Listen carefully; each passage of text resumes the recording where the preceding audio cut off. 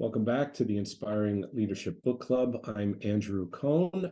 In this conversation, we're talking about a very practical, very interesting book called The 15 Commitments of Conscious Leadership, A New Paradigm for Sustainable Success by consultants Jim Dethmer, Diana Chapman, and Kaylee Warner-Klemp.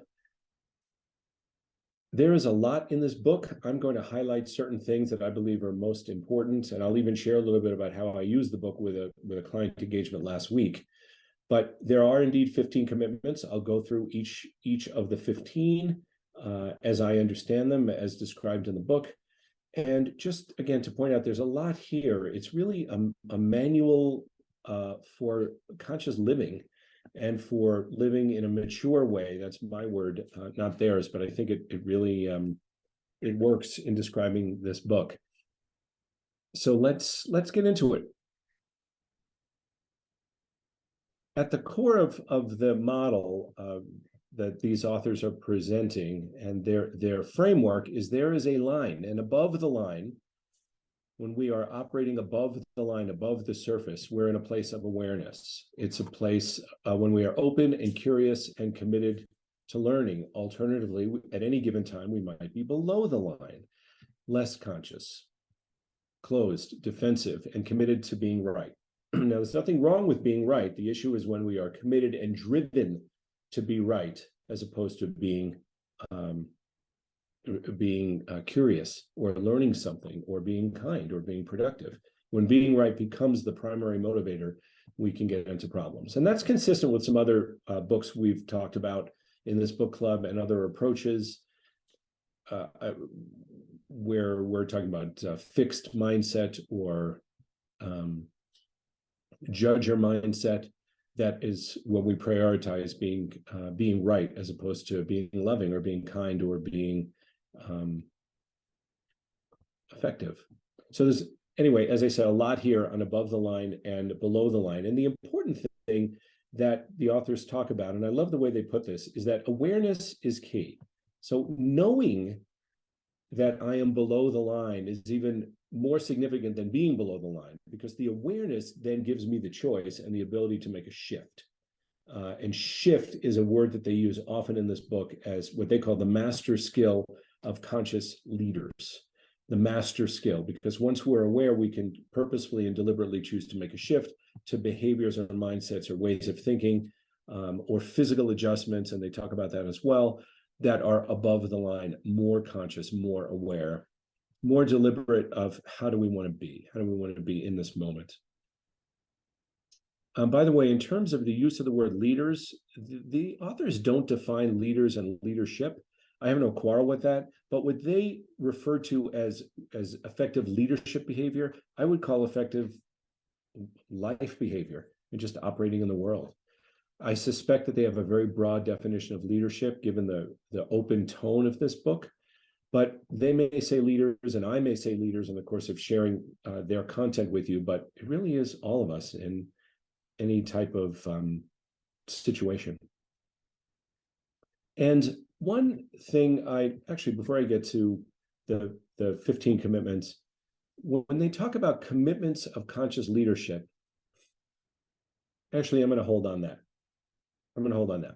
At the outset, the authors talk about 4 ways of leading, and I'm going to highlight 2 of them.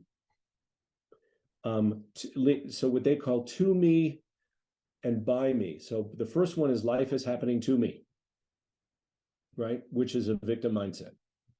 Life is happening to me.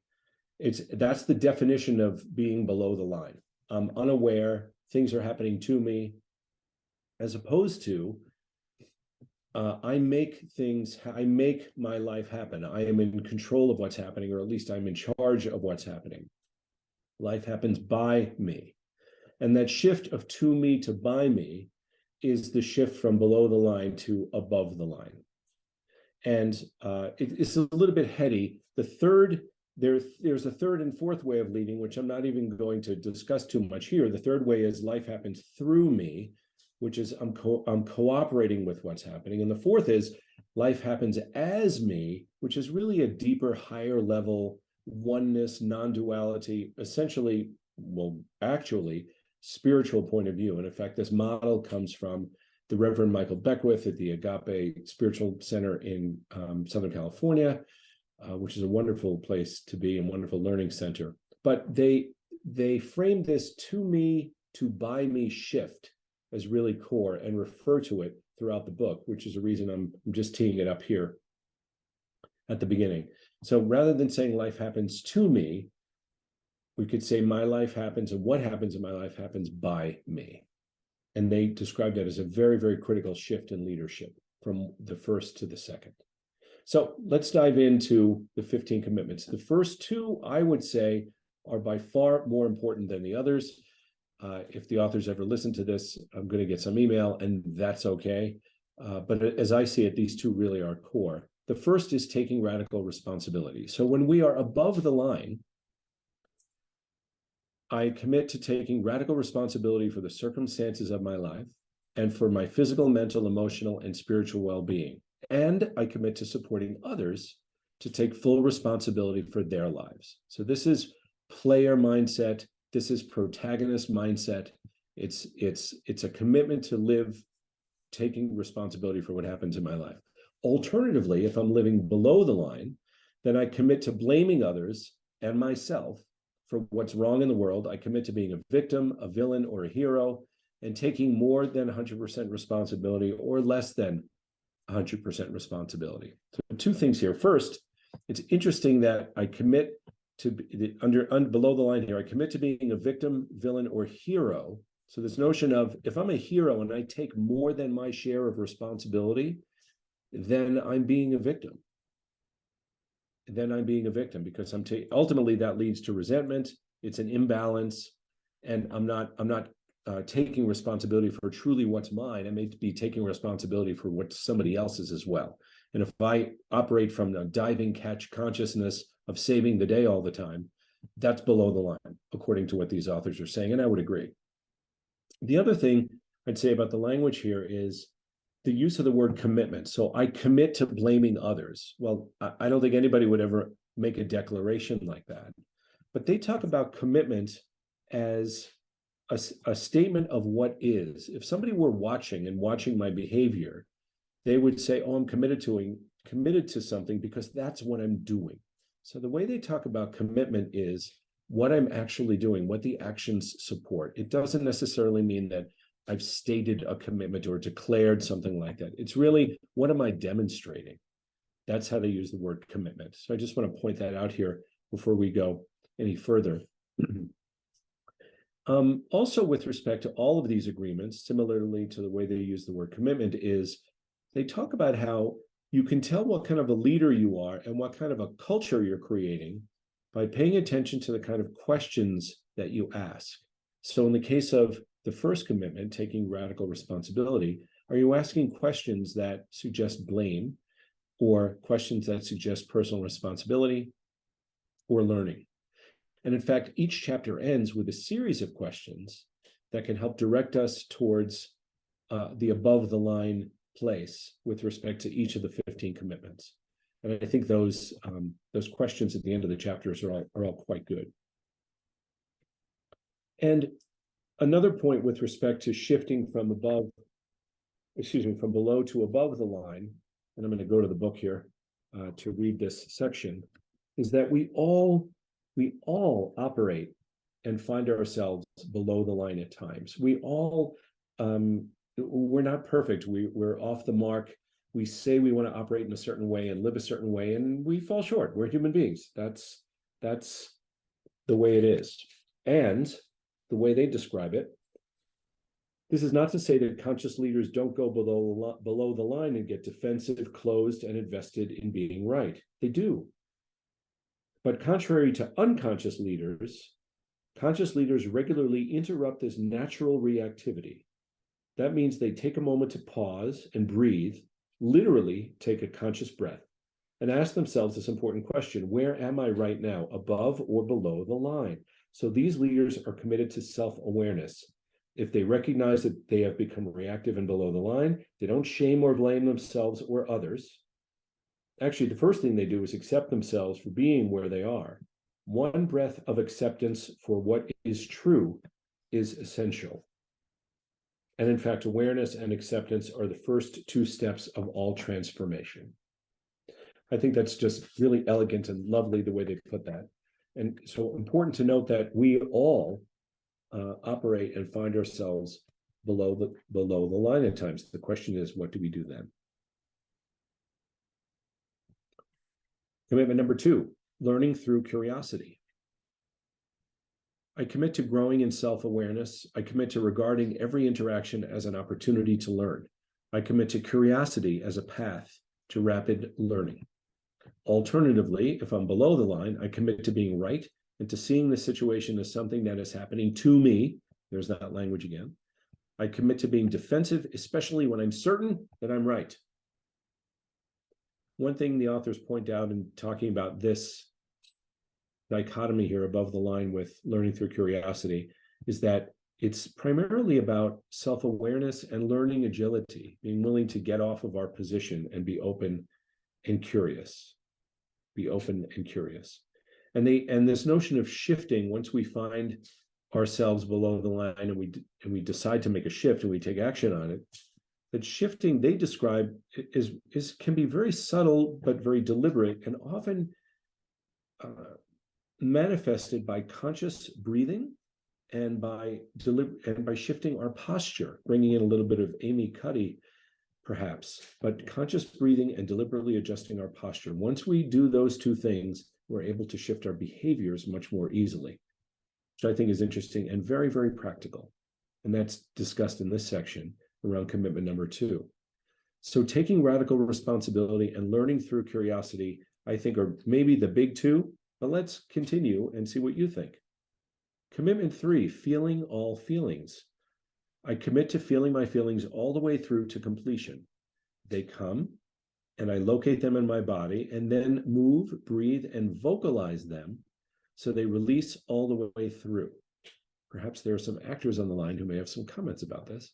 And below the line, I commit to resisting, judging, and apologizing for my feelings. I repress, avoid, and withhold them.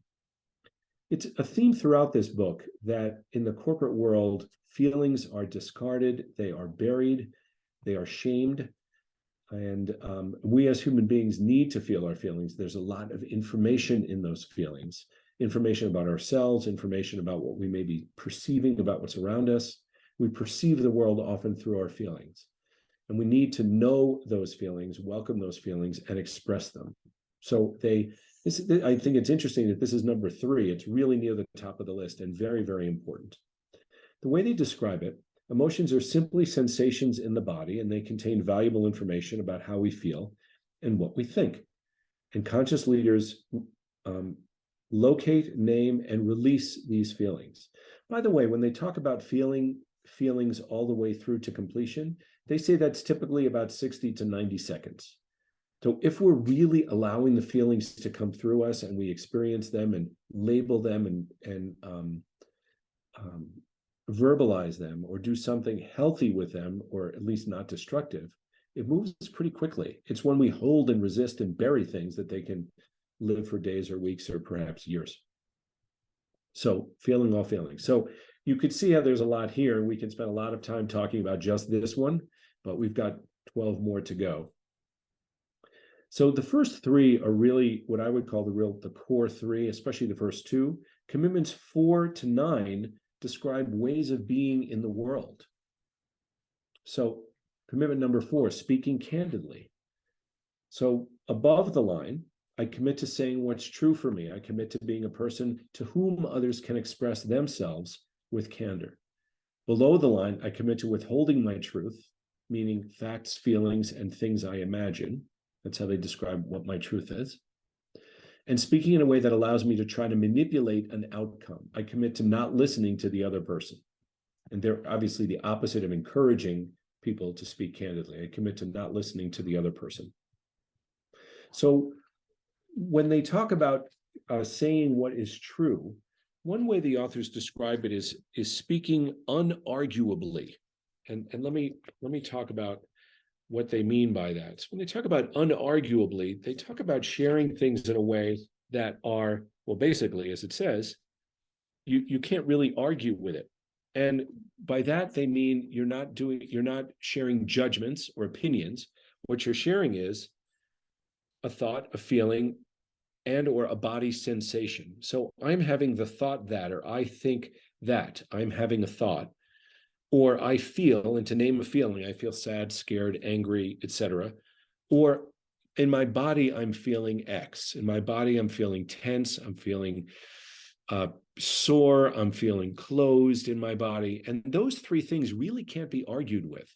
And that's why they are, in their view, the key to speaking candidly. Very different than speaking my judgments or opinions or projections about what I think is true or what I imagine is true, as they describe it below the line. So speaking unarguably is a way to ensure that we're speaking candidly. And another wonderful expression or sentence they put in this chapter is, seeing clearly is good for a team and an organization. Okay? And in order to collectively see clearly, everyone must be truthful and not withhold information. That could be a candidate for one of the most obvious things we might ever say, but boy, is that true, and boy, is that at a premium in organizations and rare. The reason to speak the truth and not withhold is so that we can all see more clearly. And seeing clearly is a good thing, even though it might be difficult. That's commitment 4. Commitment 5, eliminating gossip. This is interesting in that it's a very specific thing they're talking about, because gossip is a very, very powerful toxin within organizations. And as they call it, a key indicator of an unhealthy organization. So when we are above the line, I commit to ending gossip, talking directly to people with whom I have a concern, and encouraging others to talk directly to people with whom they have an issue or a concern. So I commit to not doing that myself and to encouraging others to do the same. When we are operating below the line, I commit to saying things about people that I would not or will not say to them. I commit to talking about people in ways I wouldn't if they were in the room. And I commit to listening to others when they gossip. In other words, I commit to perpetrating gossip. That would be below the line. And there's a section in the book that talks about why people gossip. I think that's interesting. And I think we understand essentially what gossip is. Most of us do. And what's important, I think, is the impact that gossip has as a toxin within an organization and a marker of an unhealthy culture. So conscious leadership really requires that we be aware of whether or not we are gossiping and what's happening in our organization. It's got to be cut off. The 6th commitment of conscious leadership is practicing integrity. And I'll define integrity or share the author's definition in just a minute. But above the line, practicing integrity means I commit to the masterful practice of integrity, including acknowledging all authentic feelings, expressing the unarguable truth, keeping my agreements, and taking 100% responsibility. So you could really see how the commitments build upon one another and how the earlier ones are foundational, right? As this refers to acknowledging authentic feelings, taking 100% responsibility, et cetera. So I will practice that. That's above the line with commitment number 6. Below the line, this means I commit to living in incompletion by withholding my truth, by denying my feelings, not keeping my agreements, and not taking 100% responsibility.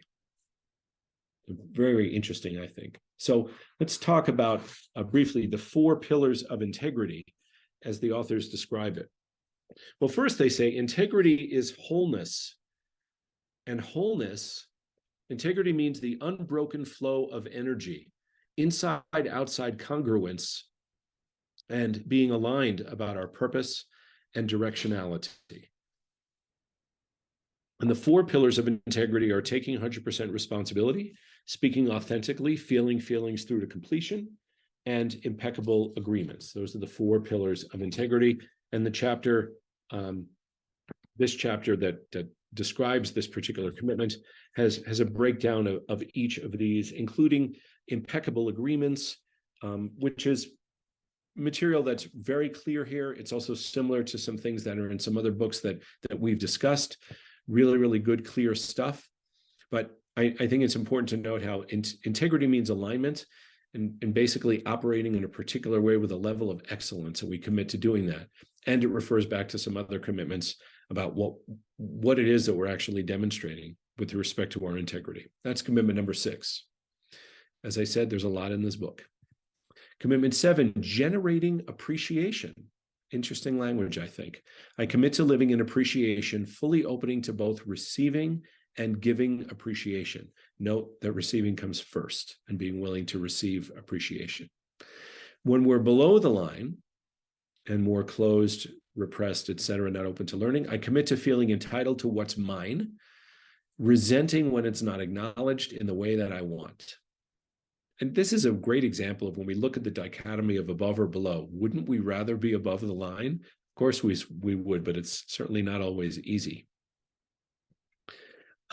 In this chapter, they describe what they call the 4 elements of masterful appreciation, including sincerity. This is obviously how we give appreciation. Sincerity, the unarguable truth, as we talked about earlier, specificity, and succinct language. How appreciation is really delivered best, when it's succinct. So generating appreciation is one of the 15 commitments of conscious leadership. It's quite important. Commitment number 8 is excelling in your zone of genius. And this is a very interesting one. So let's define it first. I commit above the line, I commit to expressing my full magnificence and to supporting and inspiring others to fully express their creativity and live in their zone of genius. I've seen language like this elsewhere, but I love the way they put it here. So that's above the line. Below the line, when I'm not excelling in my zone of genius, if I'm below the line, I commit to holding myself back and not realizing my full potential by living in areas of incompetence, competence, and even excellence.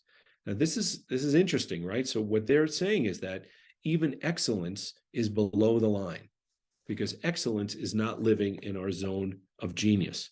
So I want to talk about how they define these 4 zones.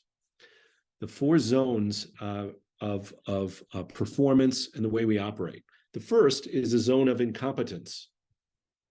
So this to know whether you're here is to ask yourself, what work do you do that just about everyone else can do better? Because then we're not particularly competent. We certainly don't want to be in that place.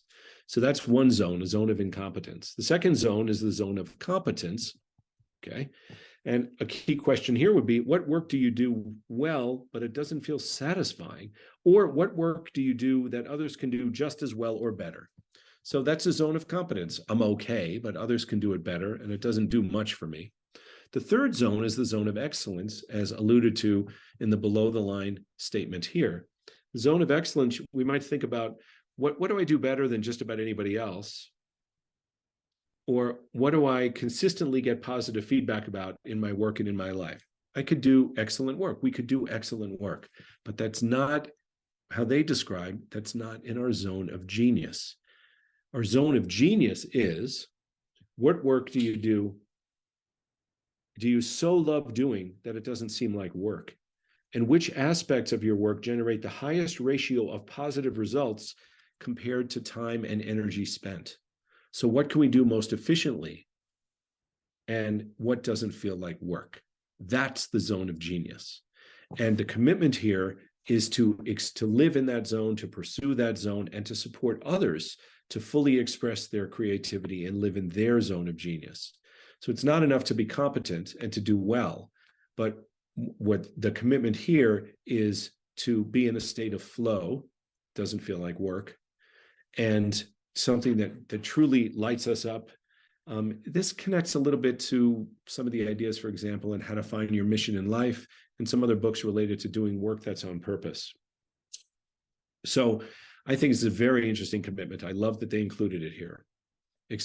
Excelling in your zone of genius and being committed to do that. I think this pushes buttons a little bit, perhaps in the working world, that what excellence isn't enough. Excellence is good, but is there something a little bit more? Now, related to that, even in terms of what's more, is commitment number 9, and that's living a life of play and rest.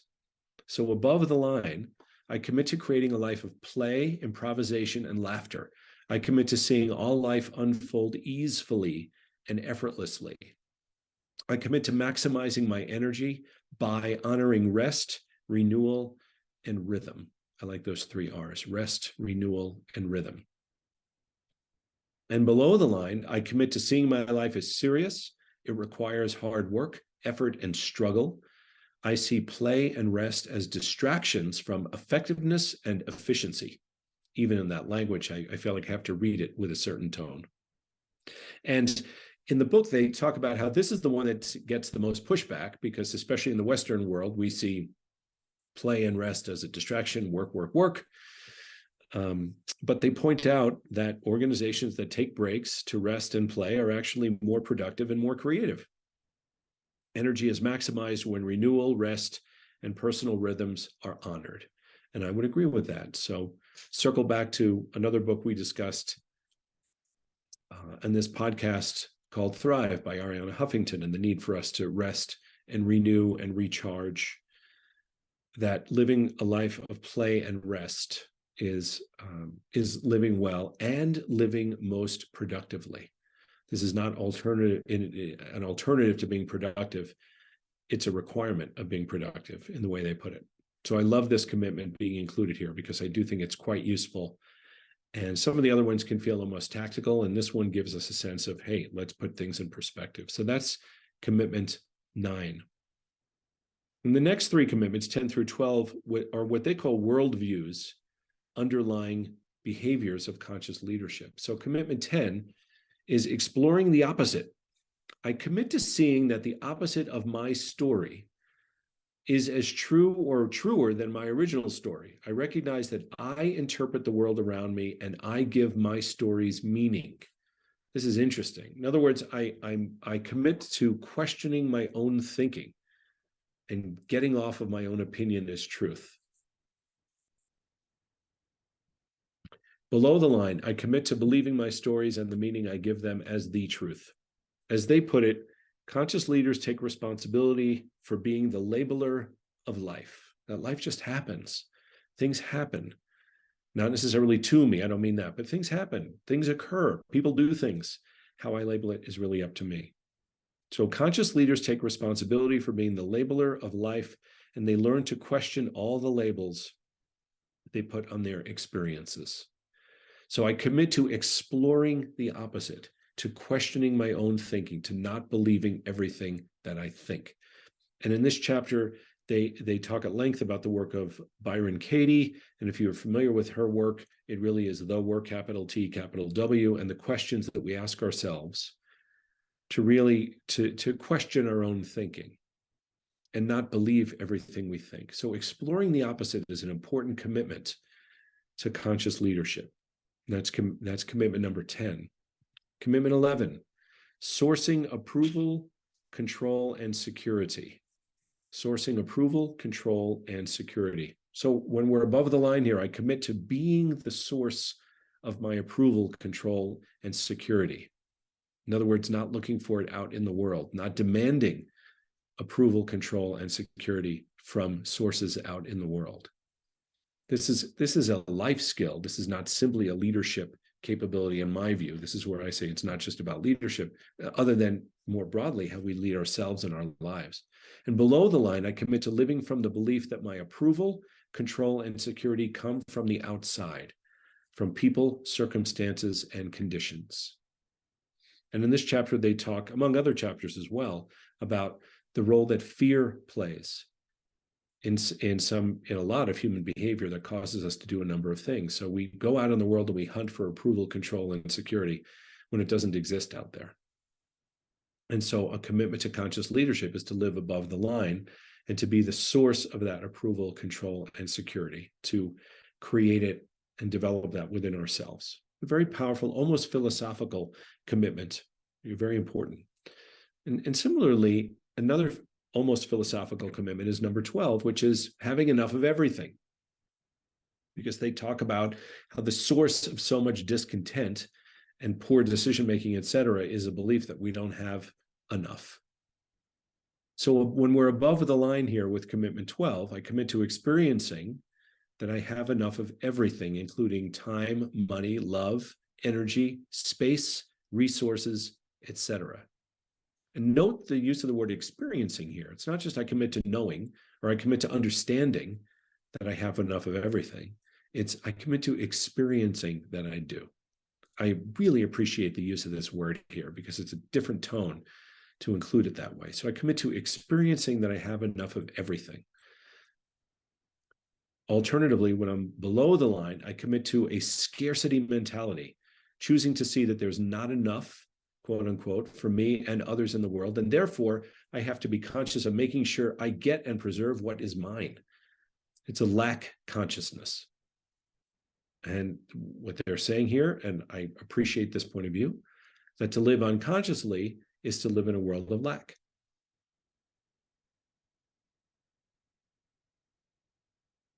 Again, there's a lot here. We could do a weekend retreat just on this commitment. Maybe we should. Commitments 13 and 14, they describe as new ways of being in relationship. So for example, commitment 13, experiencing the world as an ally.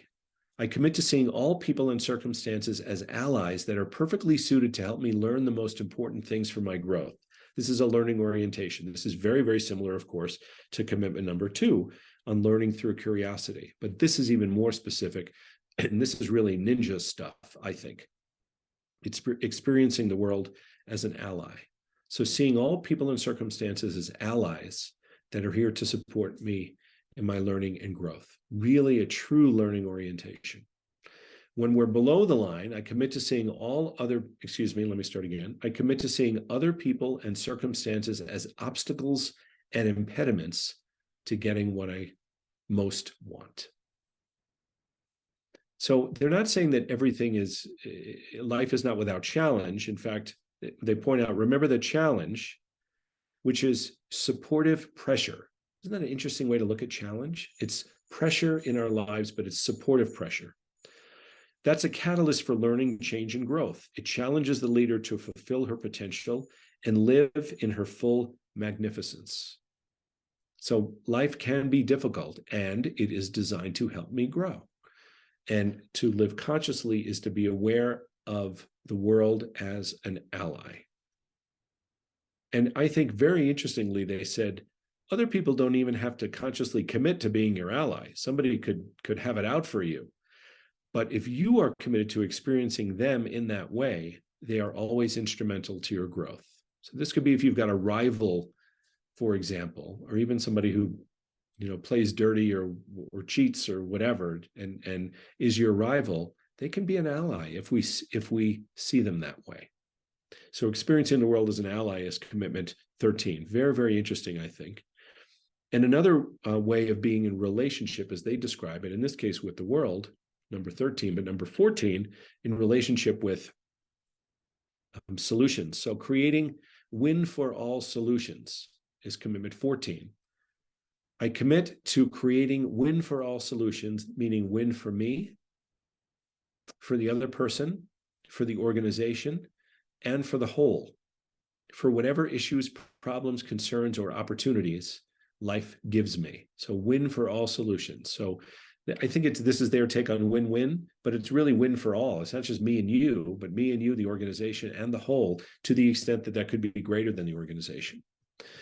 When I'm below the line, I commit to seeing life as a zero-sum game, creating win-lose solutions for whatever issues, problems, concerns, or opportunities life gives me. I win or I lose. Not we can create win for all solutions. Again, higher level stuff, commitment 14. And as they point out, from the to me mindset, life is happening to me, the only available options are competing or compromising. But from the by me mindset, so life happens by me, a third option becomes available, namely collaboration. And collaboration opens all kinds of possibilities that are not available through the lens of competition and compromise. So win for all solutions is an important commitment for conscious leadership. That's number 14. And the final commitment they call being the resolution. Being the resolution. So I commit to being the resolution or solution that is needed, to seeing what is missing in the world as an invitation to become that which is required. This has everything to do with responding to the invitation to make things better, whatever that may take. When we're below the line, I commit to responding to the needs of the world with apathy or resentment and doing nothing or assigning blame to others. You can see from some of this language, it relates back to taking radical responsibility, because below the line is assigning blame.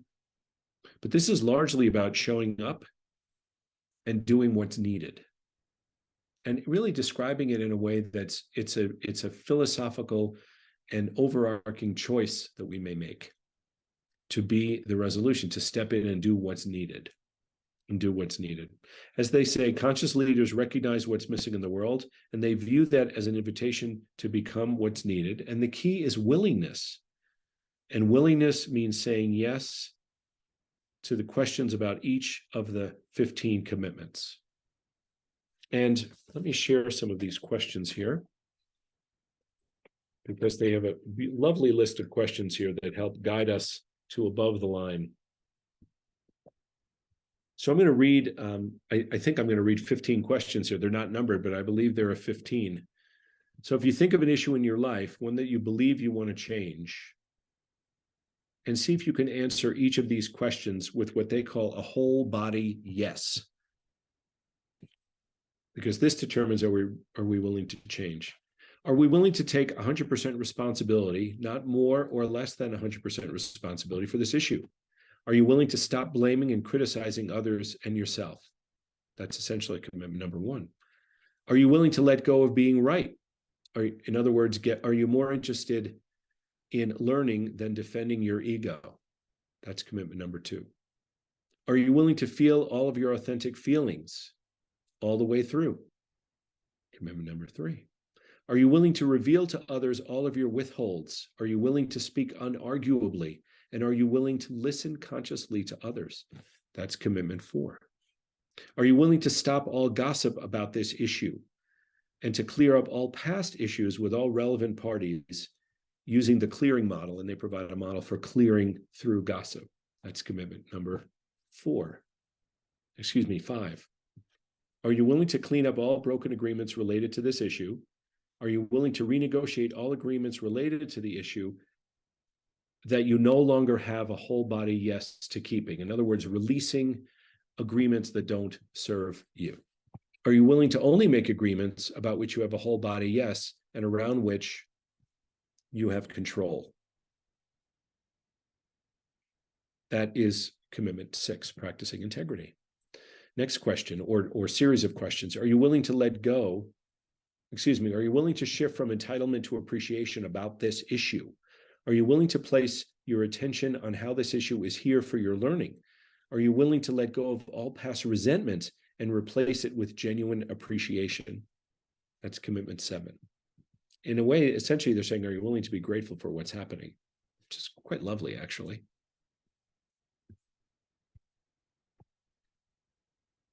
Are you willing to let go of living in your zones of incompetence, competence, or excellence?